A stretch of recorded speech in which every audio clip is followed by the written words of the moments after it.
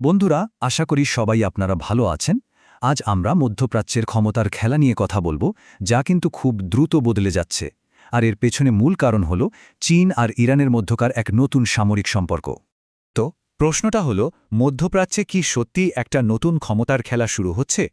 দেখুন, সাম্প্রতিক ঘটনাগুলো যদি আমরা খেয়াল করি তাহলে বলতেই হবে যে শুধু শুরুই নয়, এই খেলাটা এই অঞ্চলের ক্ষমতার ভারসাম্যকে হয়তো চিরদিনের জন্যই বদলে দিতে চলেছে।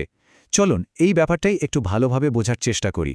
তো আসল খবরটা কি? খবরটা হলো, চীন সম্প্রতি ইরানকে একটা অত্যন্ত উন্নত এবং বিধ্বংসী অ্যান্টিশিপ মিসাইল সরবরাহ করেছে। আর এটা কিন্তু শুধু একটা সাধারণ অস্ত্র চুক্তি না, এটা তাদের সামরিক জোটকে একটা সম্পূর্ণ নতুন স্তরে নিয়ে গেছে। এই যে মিসাইলটা দেয়া হলো, এটা আসলে একটা খুব স্পষ্ট ভূ-রাজনৈতিক বার্তা। চীন এর মাধ্যমে দেখিয়ে দিচ্ছে যে তারা মধ্যপ্রাচ্যে পশ্চিমা দেশগুলোর আধিপত্যকে সরাসরি চ্যালেঞ্জ করতে একদম প্রস্তুত। আর তারা যে নিজেদের মিত্রদের পাশে দাঁড়াতে একটুও পিছপা হবে না, সেটাও পরিষ্কার করে দিচ্ছে। আচ্ছা, এবার আসা যাক সেই প্রযুক্তির কথায়, যেটা এই পুরো কৌশলগত পরিবর্তনের একেবারে কেন্দ্রে রয়েছে। আর সেটা হলো CM-32 মিসাইল, যা সত্যিই একটা গেম চেঞ্জিং অস্ত্র। এই স্লাইডটা দেখলে ব্যাপারটা আরও পরিষ্কার হবে।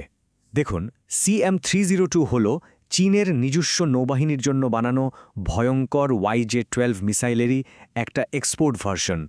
মানে, যে মিসাইলটা বিশ্বের সবচেয়ে শক্তিশালী নৌবাহিনীগুলোর কাছেও একটা বড় আতঙ্কের কারণ, সেটাই এখন ইরানের হাতে। এই মিসাইলটার সবচেয়ে ভয়ঙ্কর দিক হল এর গতি আর নিখুঁতভাবে টার্গেটে হিট করার ক্ষমতা। এটা শব্দের চেয়েও কয়েকগুণ বেশি গতিতে ছুটে গিয়ে লক্ষ্যে আঘাত হানতে পারে। ভাবুন একবার, এত দ্রুত আসা কোনো কিছুকে ঠেকানো প্রায় অসম্ভব একটা ব্যাপার। আর এর একটাই মাত্র আঘাত একটা বিশাল যুদ্ধজাহাজকে কয়েক সেকেন্ডের মধ্যে ধ্বংসস্তূপে পরিণত করে দিতে পারে। তাহলে স্বাভাবিকভাবেই প্রশ্ন আসে, এই মারাত্মক অস্ত্রের সরাসরি শিকার কে হতে পারে? উত্তরটা কিন্তু একদমই পরিষ্কার। এই অঞ্চলে মোতায়েন থাকা মার্কিন নৌবহর। তাদের জন্য ঝুঁকির এক নতুন অধ্যায় কিন্তু শুরু হয়েই গেল। এই তুলনাটা দেখলেই বুঝতে পারবেন পরিস্থিতি কতটা বদলে গেছে। আগে যেখানে মার্কিন নৌবাহিনী এই অঞ্চলে নিজেদের একছত্র অধিপতি ভাবত এবং অবাধে ঘুরে বেড়াত, এখন সেই দিন আর নেই। ইরানের হাতে এই মিসাইল আসার মানে হল পারস্য উপসাগর আর ওমান সাগরে থাকা প্রত্যেকটা মার্কিন জাহাজ এখন একটা ভাসমান টার্গেটে পরিণত হয়েছে। বিশেষ করে ওমান সাগর এবং ভারত মহাসাগরের মতো কৌশলগতভাবে গুরুত্বপূর্ণ জায়গায় মার্কিন নৌবহর এখন সরাসরি এই মিসাইলের রেঞ্জের মধ্যে চলে এসেছে। এর ফলে ওই অঞ্চলে তাদের অবাধে চলাফেরার দিন শেষ। এটা তাদের জন্য একটা নজিরবিহীন নিরাপত্তা সংকট তৈরি করেছে।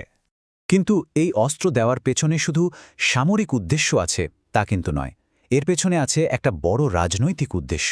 এটা আসলে এই অঞ্চলের জোট আর ক্ষমতার এক নাটকীয় পুনর্বিন্যাসের ইঙ্গিত দিচ্ছে। চীনের মনোভাবটা এই একটা কথাতেই পরিষ্কার হয়ে যায়। তারা বোঝাতে চাইছে, যাই হোক না কেন, তারা তাদের কৌশলগত মিত্র ইরানের পাশে শক্তভাবে দাঁড়িয়ে আছে।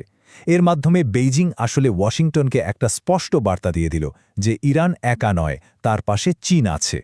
সুতরাং মূল কথাটা হলো, চীন এখন আর শুধু একটা অর্থনৈতিক শক্তি হয়ে থাকতে চাইছে না, তারা সামরিক এবং কৌশলগতভাবেও মধ্যপ্রাচ্যে নিজেদের প্রভাব বাড়াতে পুরোপুরি প্রস্তুত, যা ওই অঞ্চলে মার্কিন যুক্তরাষ্ট্রের বহু বছরের একাধিপত্যের জন্য একটা বিরাট চ্যালেঞ্জ। শেষ পর্যন্ত এই প্রশ্নটাই থেকে যায়, এই ঘটনার দীর্ঘমেয়াদী প্রভাব কি হবে তা তো সময় বলে দেবে। কিন্তু একটা বিষয় একদম নিশ্চিত, মধ্যপ্রাচ্যের ক্ষমতার খেলাটা কিন্তু আগের মতো আর থাকছে না। এটা চিরদিনের জন্য বদলে গেছে। আমার এই ভিডিওটি ভালো লাগলে লাইক, কমেন্ট, সাবস্ক্রাইব করবেন। আল্লাহ হাফেজ।